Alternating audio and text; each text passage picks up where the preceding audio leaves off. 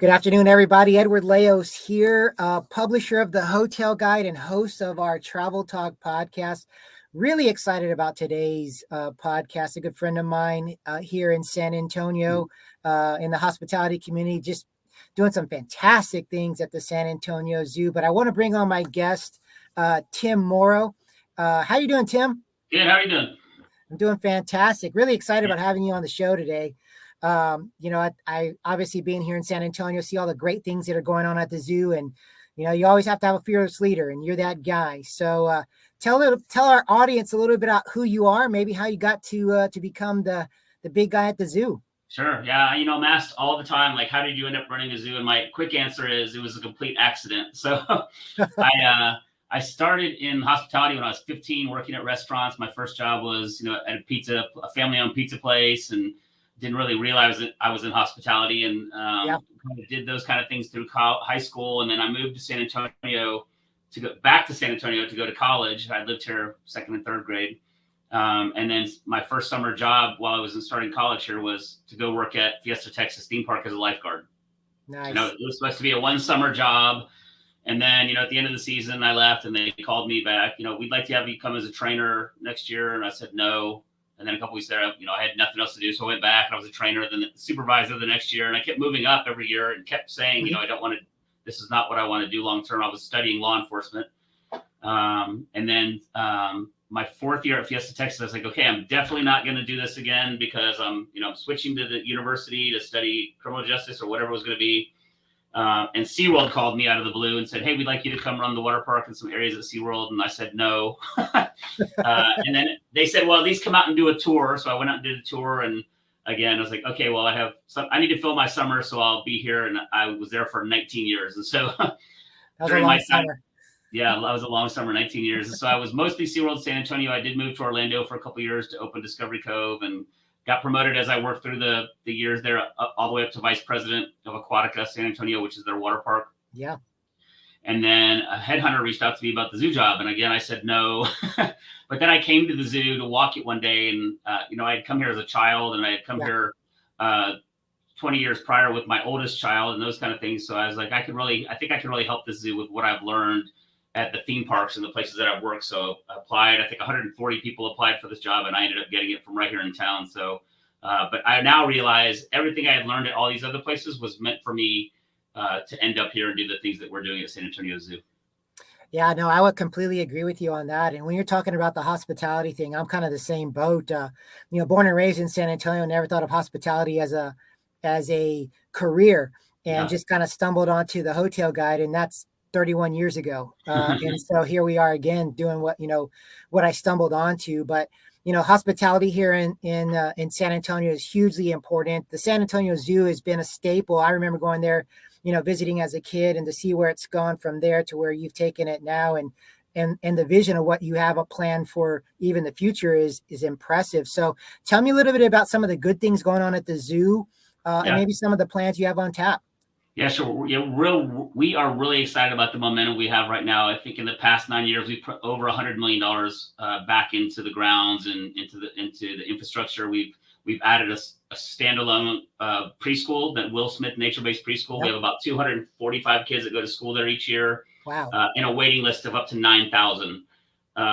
We added the zoo parking garage, which sits right on 281, a really beautiful garage with animal art on it.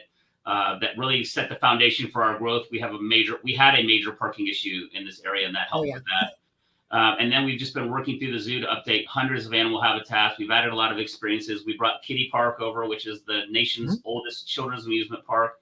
We operate a Starbucks out inside Breckenridge. We operate the trains in Breckenridge Park.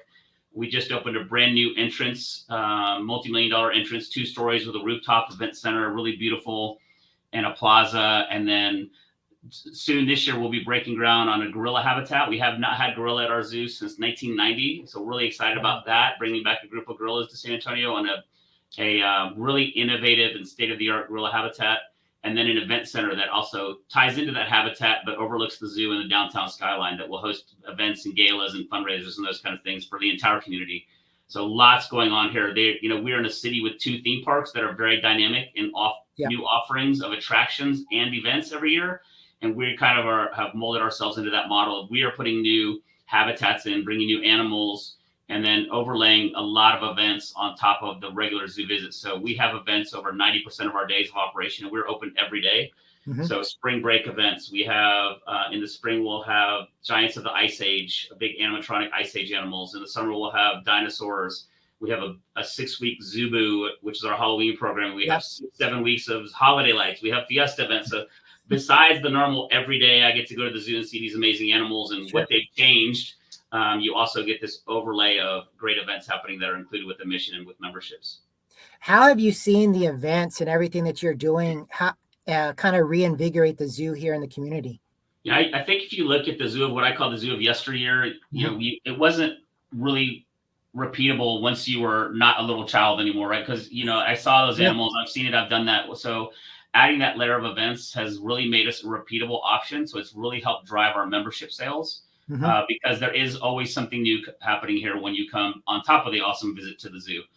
The other thing is some of these events have really brought in a demo that may not have usually been coming to the zoo. So we have after hours events for adults only. We have senior days now for senior citizens. We have a lot of events going on that help bring in a different demo that maybe hasn't been to the zoo since they had little kids or hasn't been since they had grandkids and those kind of things, and kind of bring those people back. And when they see all the changes and improvements we've made to their zoo, because this community definitely sees San Antonio Zoo as their zoo, that they're just really excited about what's happening here. No, definitely. And I agree with you on that. You talked a little bit about memberships. Touch on that, maybe some of the member benefits or maybe how people could kind of be a part of that, because that's a big key of a success of the zoo. I know that for sure. Yeah, we have a lot of membership options now where we used to kind of just have one level. Now we have multiple levels that offer different benefits. Of course, the baseline benefits are going to get you into the zoo every day free for a year. You're going to get for $36 when it's on sale. You're going to get to come for basically less than 10 cents a day. You can come to the zoo for a year. Wow. And then as you up levels, you're going to get added benefits. Like some include the carousel, some include special after hours events, exclusives and things like that. And so there's different layers vertically for memberships with varying degrees of benefits. And then there's even philanthropic level memberships for a zoo. We're a nonprofit. So we have these philanthropic level where people can give us big gifts. That's included in what we call Wildlife Champion memberships. And then to make sure that we have our memberships really affordable for the whole community, we do discount them. We have a pay for a day right now going. We've had it all last year where you pay basically the same as a 1-day anytime ticket. You get a membership for a year. We also have monthly payment membership options. So it's $3, starting at $3 a month. You can have a membership to San Antonio Zoo. So there's just lots of ways for people to get those memberships and be involved in what's happening here and get to come whenever they want. That's incredible. I mean, those options are just awesome, for people to have those abilities to be able to do that, particularly the San Antonio Bexar County community, and even guests as they're coming in, being here multi times. Or, San Antonio is such a tourist destination. People come here multiple times, in a year. It's not, San Antonio is not one of those places where I'm just coming once and never coming back. So that's the benefit of what we're doing right now. So a lot of great things. I love what's happening at the zoo. There's a buzz, when I drive by 281 and see the parking, and I mean, it makes my heart feel good because I went to the most beautiful parking garage in the world. I call it.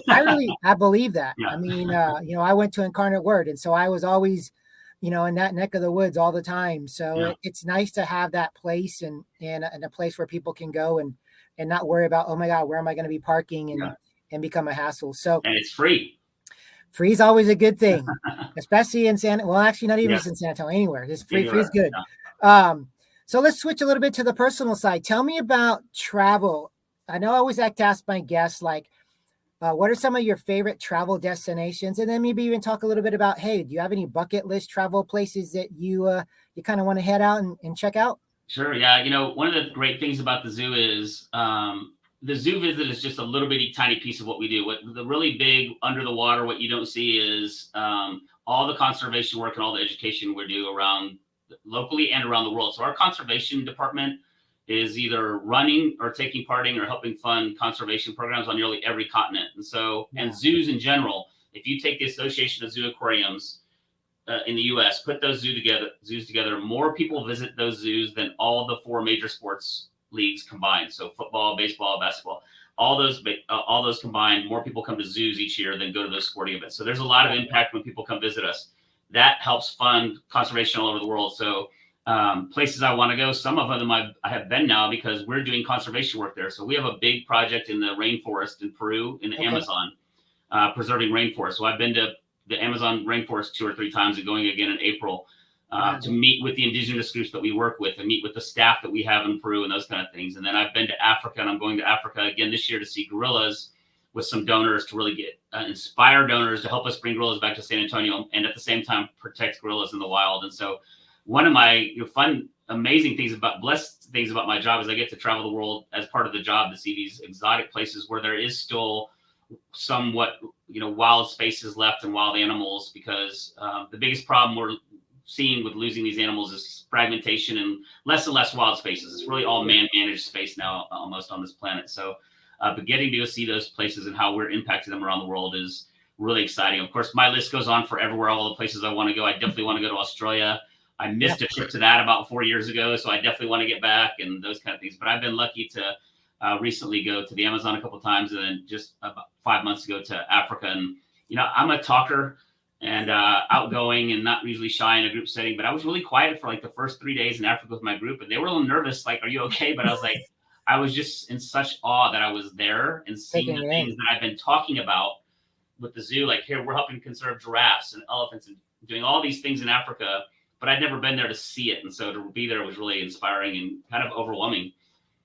No, I can imagine. And I think that's the presence in what the uniqueness of a zoo experience is, particularly in San Antonio. So not only it gives us the opportunity to connect the dots, in a home environment. And I love the fact that donors have the ability to kind of go on some of these, and obviously I'm assuming that those are big level donors, which is important. Yeah. But they get to see firsthand what their dollars could mean to the San Antonio Zoo and conservation and education at the same time, in opening eyes. And I can tell you that firsthand, when you're able to get people to a place and see it firsthand, nothing sells it better than that place. Yeah. Which is incredible. So, okay. So great. So we talked about some of the bucket lists and some of the travel stuff. So we got a couple of minutes left. Any big things on tap for you with the zoo, or anything that you think of that people need to know about before we head out of here? Lots. We are not slowing down. We've done a lot of work the last 9 years, but we're actually probably going faster and faster each year with the project. So we just opened this amazing front gate less than 2 months ago. We will break ground on that gorilla habitat and that event center in the next 30 days or 60 days and bring that to life here in San Antonio Zoo in 2025.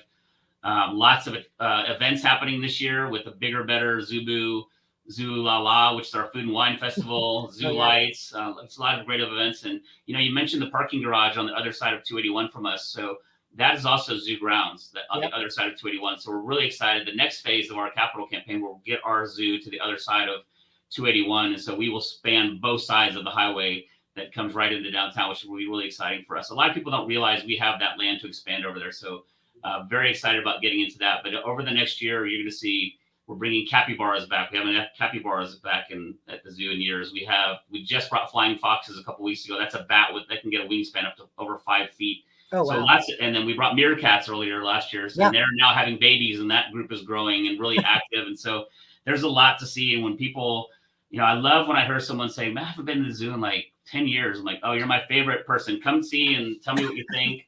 Because we've really purposely worked on improving the zoo, modernizing it, making it a wonderful guest experience, making it a wonderful experience for the animals in our care, but also respecting and protecting the history of our zoo with these beautiful WPA era buildings and the river running through us and the beautiful trees. And so it's been a balancing act to improve throughout the grounds, but something that we're really proud of. And I'm also like, when people say I haven't been there since last year, and I can name off all the things that we've already done in the last 12 months that they haven't seen. So it's a very dynamic place. It's constantly changing, growing, evolving, and getting better. And we have really enjoyed watching our community fall in love with the zoo all over again. That's awesome. And I can testify to that as well. I mean, I love that you're evolving just like the real world is evolving. And it's nice to see progress and growth, but you guys still honoring the history of the San Antonio Zoo and such like that. So what's the best way for people to find out about the zoo moving forward? Yeah, I think one of the best and most fun ways to find out about the zoo is follow us on social media. We have a really fun social media team. We know at our core that we are a place that people come to visit because they want to have fun. We're going to teach them things while they're here, but they want to have fun. People come to work here because they want to have fun. Let's make their work fun. Yep. And let's be fun outwardly to our community, because we are fun. We're about fun. Let's not take ourselves too seriously all the time. So we have really fun social that'll update you on all the events and happenings and new animals. We have a lot of really fun campaigns that go viral internationally every year. Like right now, we're doing our Cry Me a Cockroach, where you can name a roach after your ex. Yep. We've raised over $300,000 with people naming roaches after exes over the last year. So great campaigns. And then, of course, our website, sazoo.org. And then you'll see us. We really have a good understanding, I think, our team now, of how we fit in the hospitality industry. So you'll see our presence at the airport. You'll see our presence at hotels downtown. You'll see our presence around San Antonio. And really, this city is unique in San Antonio, specifically, of the hospitality sector here really understands how we all work together and need each other to be successful. And so we really enjoy being a part of all that too. So you'll see San Antonio Zoo out everywhere. But really, the most fun way to find us is on social: Facebook, social media, TikTok, Twitter, Instagram, you name it, we are there. Perfect. Well, I'm excited. And Tim, our time goes by really fast. I have a feeling this won't be the last time I'll have you on. I'd love to. Especially with a lot of the good things you got coming on board. But I want to thank you for taking the time to be on our Travel Talk podcast. To all our guests out there, please like, comment, share this. We got some great things happening at the San Antonio Zoo. You heard it here first from Tim. And also follow them on all their social channels. I think you're going to see some encouraging and fun and entertaining things to review. But it takes zooing. It takes looking at a zoo at a different level. So I'm excited about that. So again, Tim, thanks for being on the call. Thank you. Everybody, please like and share us, and travel and make those memories. Until the next time, take care. Thank you.